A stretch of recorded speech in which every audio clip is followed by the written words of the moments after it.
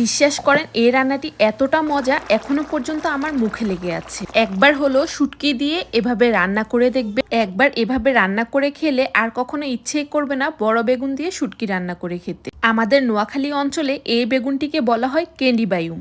ছোট ছোট দেখতে, তাই হয়তো এ নাম রেখেছে। আমি স্ক্রিনে উপরে দেখিয়ে দিচ্ছি বেগুনটি দেখতে কেমন।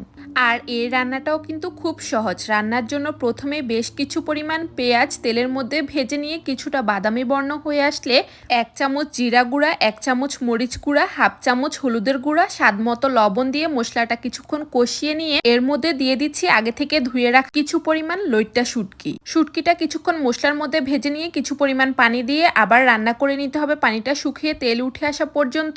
তারপর এর মধ্যে কেটে রাখা বেগুন, এর সাথে একটি টমেটো দিয়ে ঢাকনা দিয়ে 5 মিনিটের মতো কষিয়ে নিতে হবে। ঢাকনাটা উঠিয়ে আবারও নেড়ে চেড়ে বেশ কিছু পরিমাণ পানি দিয়ে শুটকি আর বেগুনটা ভালোভাবে সিদ্ধ হয়ে ঝোল কিছুটা কমে আসা পর্যন্ত অপেক্ষা করতে হবে। তারপর এর মধ্যে কয়েকটি কাঁচামরিচ আর বেশ করে ধনিয়া পাতা দিয়ে আরো 5-6 মিনিট জাল দিয়ে যখন এরকম মাখো মাখো হয়ে আসবে সে পর্যায়ে চুলার আঁচ বন্ধ করে দিবে। আর এই তরকারিটা ঠান্ডা করে ভাতের সাথে একবার খেলে মুখে লেগে থাকবে সারা জীবন।